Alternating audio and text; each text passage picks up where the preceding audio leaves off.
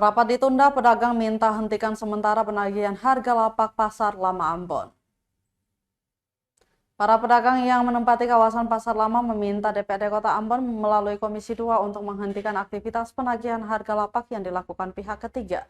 Ketua Ikatan Pedagang Pasar Indonesia atau IKAPI Ambon Muhammad Marasabesi saat pembongkaran. Maksud kami mengatakan saat pembongkaran hingga pembuatan ulang lapak di Pasar Lama Kota Ambon, tidak pernah dicantumkan nilai kontrak sesuai Peraturan Presiden Nomor 12 Tahun 2021 tentang perubahan atas Peraturan Presiden Nomor 16 Tahun 2018 tentang pengadaan barang jasa. Itu berarti ada kesalahan yang terjadi sehingga DPRD sebagai representatif rakyat harus bisa melihat masalah ini tanpa harus mengorbankan masyarakat yang adalah para pedagang. Marasabesi mengatakan penagihan lapak baru boleh dilakukan jika sudah ada hasil rapat lanjutan dengan menghadirkan sejumlah pihak. Diberitakan puluhan pedagang Pasar Lama datangi DPRD Kota Ambon Senin 4 Maret 2024.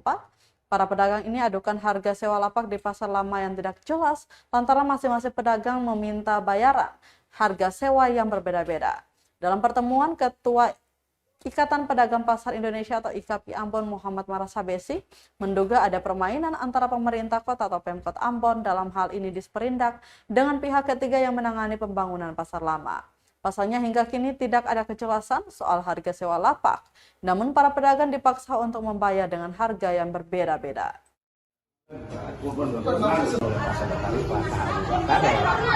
Khususnya hemat saya dari kaki sangat berterima kasih banyak karena oknum-oknum atau pihak-pihak pemerintah kota yang berkepentingan saat ini PU selaku teknik dengan Disperindak yaitu Disperindak sendiri tidak hadir. Penyampaian dari Pak Abu Bakar mungkin satu dan lain hal ada agenda resmi dari dinas kota sendiri.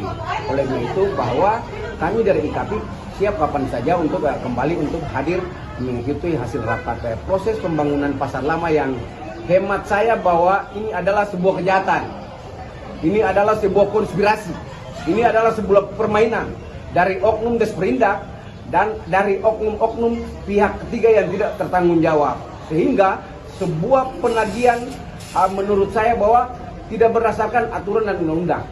Ini konspirasi, ini kejahatan, ini KKN kalau menurut saya.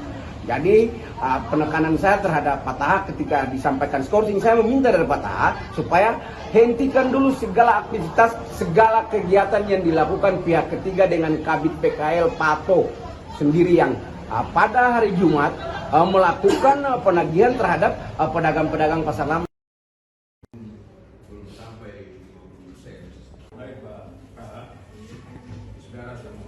Download Tribun X sekarang, menghadirkan lokal menjadi Indonesia.